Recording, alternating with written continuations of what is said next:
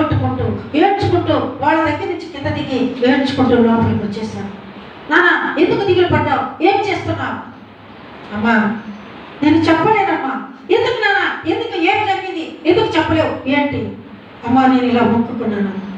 ఏం మొక్కున్నాను నాన్న? నిన్ను బలి అనిపిస్తానని. నాకు ఏం ఎదురు వస్తుందో వాకిటి దగ్గరికి పశువులు ఉన్నాయి, ఆయనకి గొర్రెలు ఉన్నాయి, మేకలు ఉన్నాయి, గుర్రాలు ఉన్నాయి, ఎన్నో ఉన్నాయి. ఆయనకి ఏది ఎదురు వస్తే అది ఇస్తానని ఒప్పుకున్నాడు. కానీ బిడ్డ వస్తుందని ఆయన మన తలపు ఒకటి, దేవుడి తలపు ఒకటి. చూసారా? ఎదురొచ్చావమ్మా, ఇప్పుడు నేనేం చేయాలి? పర్లేదు నాన్న, ప్రతిజ్ఞ పడదు. మన పిల్లలైతే నాకు గుండు కొట్టిస్తానని నువ్వు మొక్కుకుంటావా? నువ్వేందుకు మొక్కుకోలేదు? కొనదాలు తెచ్చిపోయి నాకు గుండు కొట్టిస్తానని నువ్వు మొక్కుకుంటావా? నేను కదా మొక్కుకోవాల్సింది. ఒప్పుకుంటావా? అస్సలు ఒప్పుకోను. ఈ కూర చేయమని నేను అన్నానా?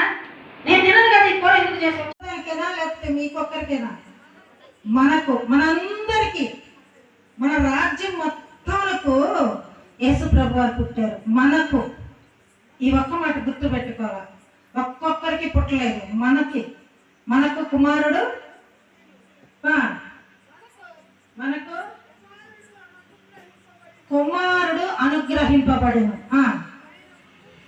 భుజము మీద ఏముంది? ఆయన భుజం మీద ఈ రాజ్యం మొత్తం కూడా ఆయన భుజం మీద మోస్తున్నాడు. మనమైతే చిన్నపిల్లల్ని కొంచెంసేపు ఎత్తుకుంటేనే మొయ్యలేము మనం.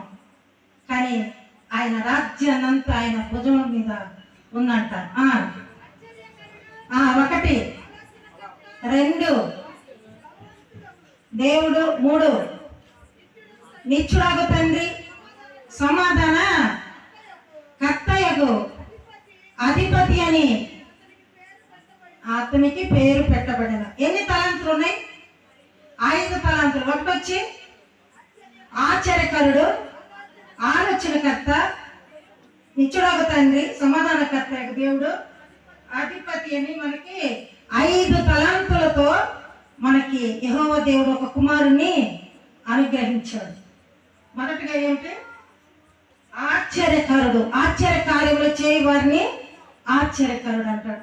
మనం ఏదో చేయాలనుకుంటాము, సరే ఇది జరుగుతుందా లేదా, లేకపోతే ఇలా అడిగితే ఏమైనా తప్పేమో, లేకపోతే ఇలా ఉంటే ఏమైనా తప్పేమో అనుకున్నప్పుడు అనుకోని విధంగా దేవుడు మనకి అంతకన్నా అత్యధికంగా పిలిచాడు అనుకో, అదే ఆశ్చర్యకారం.